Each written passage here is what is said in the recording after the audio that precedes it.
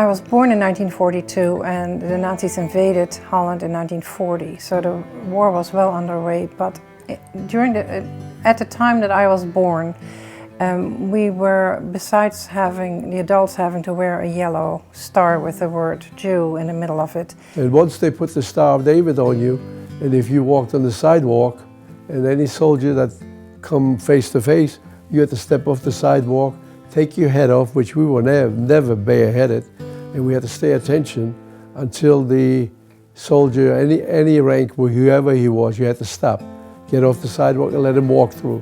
And I got so bad that you were jumping up on the sidewalk and onto the road, on the sidewalk, because they kept coming through all the time. So we stopped walking the street, we stayed strictly inside. Within a couple of weeks, they put us on the yellow Star of David, back and front. We had to be identified by that. I already looked Jewish anyway because I had the curls here and I had a tassel sticking out. I was Jewish looking anyway, but they want to make sure.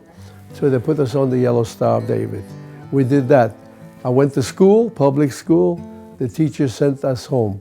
No school for Jews because we already were marked. So that was it. And then after that, we could no longer go to school. You could no longer go to the park. You couldn't go to any movies, you could not leave town. You stay put. Jews couldn't shop regularly. They could only shop certain hours in the day. By then, most of the shelves were empty. It was dangerous. Every step they took was dangerous. And I started school in the little town where we lived. And after 6 months, Hitler decreed that Jewish children could not go to school anymore.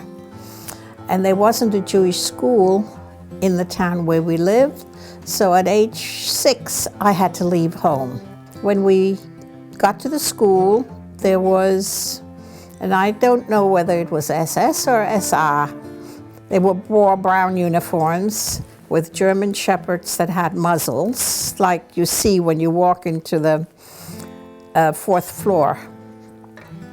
And they're standing in front of the school and they said, "Children, you have no school today, go home." So then they walked us to the gate. Outside was standing that white truck and they ordered us to step onto the truck. We couldn't manage it because we were exhausted. We got on the truck and we were given a care package. I think those were from the Canadian government. We tore it open. We didn't even know what it was. It was food. There was powdered milk and cocoa and crackers and sardines, and we ate it all at once. It was food. We didn't even care if that was our last meal. And of course, some of the girls got sick not being used to such food. And we kept going in the truck, resigned. The people were so desperate and so frightened just to listen to them. Everything was very hard. It was very hard. But there were selections going on every day, and that was very scary. We didn't know whether the next election we shall stay together.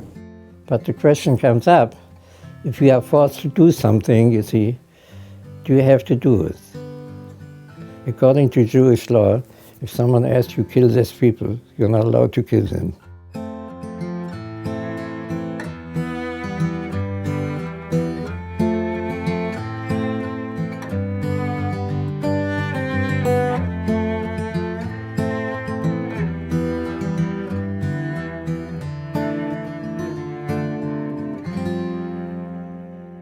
We must learn from history, and I think that's probably true of every phase of life.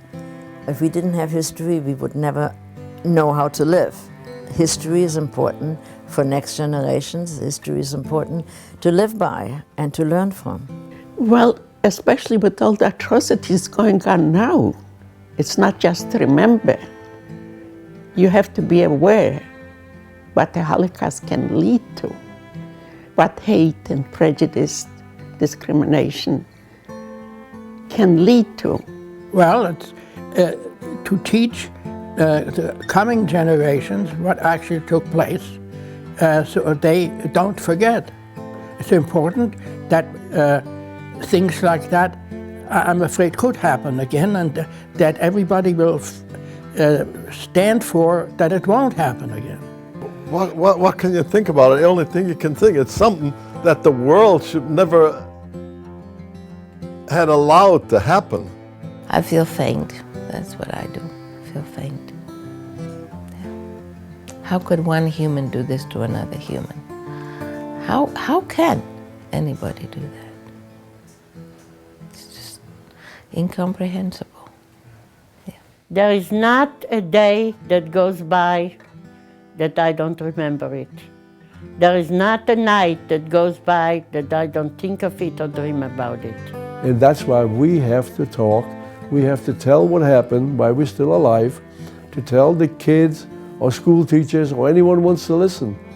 Maybe it will prevent it from happening again. We're going to talk until we are getting old enough not to be able to talk, until I'm silent. Then they'll have to put up with our beautiful institution, the museum. Very educational there. So those deniers will not get away with it. To make sure that people hear about these things, see these things, and believe them. As long as there are people here who can tell them that they experience these things, it makes it more immediate. The time will come, of course, when no one will be able to tell them. And it will really be historical. Even if you see the films, it's not the same as meeting a flesh and blood individual. We should tell the story. There should be people here who tell the story, because many don't believe it. My mission is to get to as many ears in this world as long as I'm living that I can. Because after we're gone, we're just pictures and pieces of paper, and there are Holocaust deniers who are very active and busy, and I'm their counterpart. I don't approve of them. I think they're Nazis. And I come from a different generation. I will fight back with whatever I have it takes. They're not ignorant. I think they're very bright. I think to work out and speak out like that and say this thing never happened, that's not ignorance. That's hate. And denial, hate and denial, combination of hate and denial. And maybe in some cases they're psychologically warped, but they're not all that way.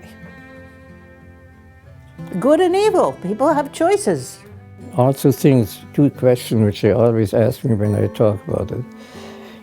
Can the Holocaust happen again, they ask me, and what can we do to prevent it from happening again? They ask me these two questions, and I give them an answer. Can it happen again? Yes. I say yes, because we have genocides nowadays in the world, you see. So it can happen again. What can we do to prevent it from happening again? If people would respect each other, you see, and would let the other one live, and live with them, you see, then it wouldn't be so likely to happen, you see. But it's less likely to happen in the United States, I hope. That's what we have to learn from the history, the memories of the survivors, how to be a human being. Yes, because of her decision, I'm here today. And this is why I dedicated my life to make a difference in every human being's life. Yes, we can make a difference every single day.